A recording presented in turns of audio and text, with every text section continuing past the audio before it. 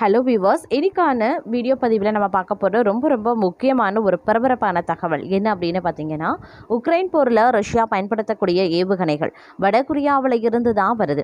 இந்த நிலையில் இந்த ஏவுகணையுடைய உற்பத்தியை 2.5 மடங்காக அதிகரிக்க அதிபர் கிம் ஜங் உன் உத்தரவிட்டிருக்காரு. இந்த விஷயம் பார்த்தீங்க அப்படின்னா மிகப்பெரிய அளவில் பரபரப்பை ஏற்படுத்தி இருக்கிறது அப்படின்னு கூட சொல்லலாங்க. இது குறித்த முழுமையான தகவலோடு இன்னும் பரபரப்பான அரசியல் அப்டேட்ஸை தொடர்ந்து நீங்கள் தெரிந்த பலன் பெற வீடியோவை ஸ்கிப் பண்ணாம கடைசி வரைக்கும் பாருங்க. வீடியோக்குள்ள போகிறதுக்கு முன்னாடி இதுவரைக்கும் நீங்கள் நம்ம சேனலை சப்ஸ்கிரைப் பண்ணலை அப்படின்னா உடனே சப்ஸ்கிரைப் பண்ணிக்கோங்க. அப்படியே பக்கத்தில் இருக்கக்கூடிய நோட்டிஃபிகேஷனுக்கான பெல் பட்டனையும் ப்ரெஸ் பண்ணிக்கோங்க. சரி நேயர்களே, வாங்க வீடியோக்குள்ளே போகலாம். உக்ரைன் போரில் ரஷ்யா பயன்படுத்தக்கூடிய ஏவுகணைகள் வடகொரியாவில் இருந்து தான் வந்துட்டுருக்கு. இந்த நிலையில் இந்த ஏவுகணையினுடைய உற்பத்தியை 2.5 மடங்காக அதிகரிக்க அதிபர் கிம் ஜங் உன் உத்தரவிட்டிருக்கார். மிலிட்டரி பாதுகாப்பு ஊடகத்தின் அதிகாரப்பூர்வ செய்தியின்படி உக்ரைனுக்கு எதிரான போரில் ரஷ்யா பயன்படுத்தி வரக்கூடிய அதிநவீன ஏவுகணைகளின் உற்பத்தியை 2.5 மடங்கு அதிகரிக்க வடகொரிய அதிபர் கிம் ஜங் உன் உத்தரவிட்டிருந்தார். கிம் ஜங் உன் நாட்டின் முக்கிய ஆயுத தயாரிப்பு தொழிற்சாலைக்கு நேரடி பார்வை மேற்கொண்டவர். அப்போது அங்கு தயாரிக்கப்படக்கூடிய புல்சே 4 எனப்படக்கூடிய அதிநவீன டேங்க் எதிர்ப்பு ஏவுகணைகளின் தற்போதைய உற்பத்தி முறைகளில் சில குறைபாடுகள் இருப்பதை சுட்டிக்காட்டினார். பாதுகாப்பு அமைச்சகம் மற்றும் பொதுப்பணியாளர்களின் தேவைகளை நிறைவு செய்யும் பொருட்டு இந்த ஏவுகணைகளின் உற்பத்தி திறனை உடனடியாக 2.5 மடங்காக 5 மடங்கு வரைக்கும் அதிகரிக்க அவர் அதிரடி உத்தரவை பிறப்பித்திருக்கார். இதனை வடகொரியாவின் பியாங்யாங் செய்தி நிறுவனமான KCNA உறுதி செய்தும் இருக்காங்க. இதில் பார்த்தீங்கன்னா இந்த புல்சே 4 ஏவுகணையானது இஸ்ரேல் நாட்டின் புகழ்பெற்ற ஏவுகணையின் வடிவத்தை அப்படியே அச்சசலாக பிரதிபலிக்கக்கூடிய வகையில் வடகொரியாவில் தயாரிக்கப்பட்ட ஒரு நகலாகும்.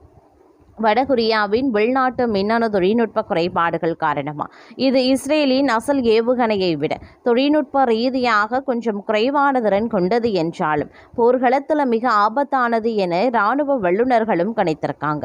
வடகொரியா ஏற்கனவே இந்த புல்சே 4 ஏவுகணைகளை ரஷ்யாவிற்கு ரகசியமாக சப்ளை செய்து வந்துட்டுருக்கு. ரஷ்ய இராணுவம் இதனை உக்ரைன் பாதுகாப்பு படைகளுக்கு எதிராக போர்க்களத்தில் பயன்படுத்த தொடங்கியிருக்காங்க. குறிப்பாக M2010 ரக கவச வாகனங்கள் மற்றும் SUV ரக வாகனங்களின் மீது இந்த ஏவுகணை அமைப்புகளை பொருத்தி ரஷ்யா தாக்குதல் நடத்தி வந்துட்டுருக்கு.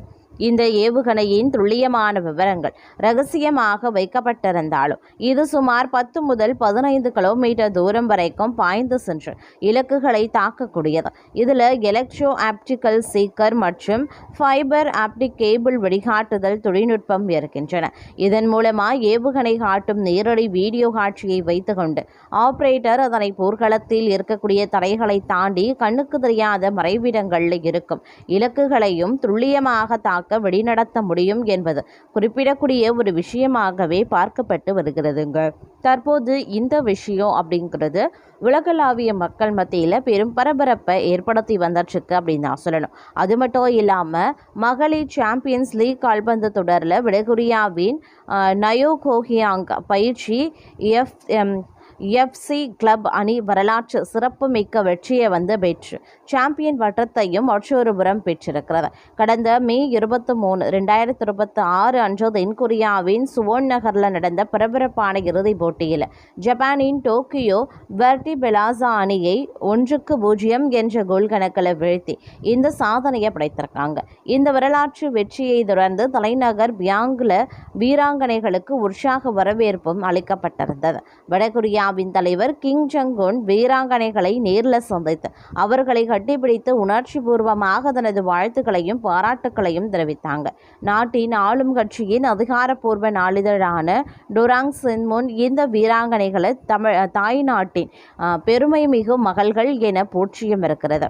இந்த வரலாற்று வெற்றி வடகொரியாவிற்கு பல வகைகளில் முக்கியத்துவம் வாய்ந்ததா மற்றொரு புறம் பார்க்கப்படுதுங்க. ஏன்னா கடந்த 2014 ஆண்டு இன்சியான் ஆசிய விளையாட்டுப் போட்டிக்கு பிறகு வடகொரியா கால்பந்து அணி அண்டை நாடான தென்கொரியாவிற்கு பயணம் மேற்கொண்டு விளையாடி பெற்ற முதல் வெற்றி இதுவே அப்படின்னே சொல்லலாம்.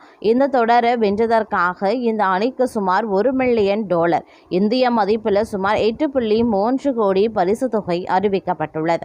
ஆனால் வடகொரியா மீது சர்வதேச நாடுகள் விதித்திருக்கக்கூடிய பொருளாதார தடைகள் காரணமாக இந்த பரிசு தொகையை அந்த கிளப் அணியால் முழுமையாக பயன்படுத்த முடியுமா என்ற கேள்வியும் எழுந்திருக்கிறன. ஜிம் கங்குனின் பாதுகாப்பிற்கு பொறுப்பான கார்டு கமாண்ட் பிரிவுடன் தொடர்புடைய இந்த கிளப்பின் வெற்றி தற்போது அந்த நாட்டின் தேசிய வலிமையின் அடையாளமாகவே கொண்டு விளங்குகிறது அப்படின்னு தான் சொல்லணும். அது மட்டும் இல்லாமல் தற்போது பார்த்தீங்க அப்படின்னா வடகொரியாவில் சமீப காலமாக அதிபர் கிம் ஜங் உன் எங்கு சென்றாலும் அவருடன் கூடவே ஒரு சிறுமியும் காணப்படுகிறார். அந்த சிறுமி வேறு யாரும் கிடையாதுங்க, கிம் ஜங் உனின் மூத்த மகள் ஜூயே தான். வயது வெறும் 13 மட்டுமே. வடகொரியாவை வழிநடத்த போகும் அடுத்த தலைவராக அதிபரின் அரசியல் வாரிசாக கருதப்படும் ஜூயே சர்வதேச அளவில் ஃபேஷன் விஷயத்தில் கவனத்தை ஈர்க்கிறாங்க. ஜூயேவின் நடை, உடை, அலங்காரம், ஹேர் ஸ்டைல் ஆகியவை ஃபேஷன் அடையாளமாகவே மாறியுள்ளது.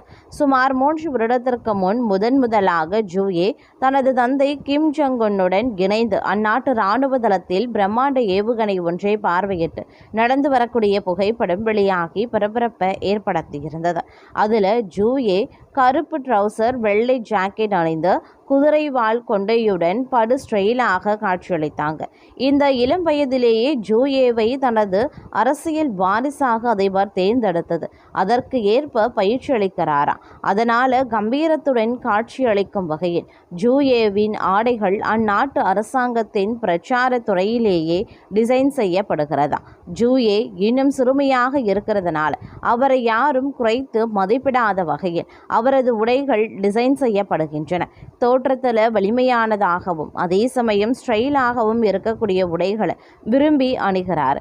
அதிலும் லெதர் ஜாக்கெட்டுகள், பார்கோட்டுகள், ட்ரென்ச் கோட்டுகள் போன்றவற்றை ஜூயேவின் விருப்ப சாய்ஸாகவே இருக்கிறது அப்படின்னு சொல்கிறாங்க அந்நாட்டு அதிகாரிகள். உள்நாட்டில் பொதுமக்களுக்கு ஏகப்பட்ட உடை கட்டுப்பாடுகள் மற்றும் கலாச்சார கட்டுப்பாடுகள் விதிக்கப்பட்டிருக்கக்கூடிய நிலையில் அதிபரின் வாரிசு மட்டும் மேற்கத்திய ஸ்டைல் உடைகள் அணிவதற்கு மறைமுக எதிர்ப்புகளும் இருக்கின்றன.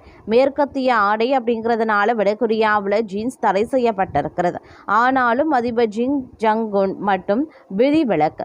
அதுபோலதான் அவரது மகள் அணியும் உடைகளும் யாரும் கேள்வி கேட்க முடியாது. அப்படி கேட்டால் உயிருடன் இருக்க முடியாது என்கிறார் வடகொரியா பல்கலைக்கழக பேராசிரியர் ஒருவர்.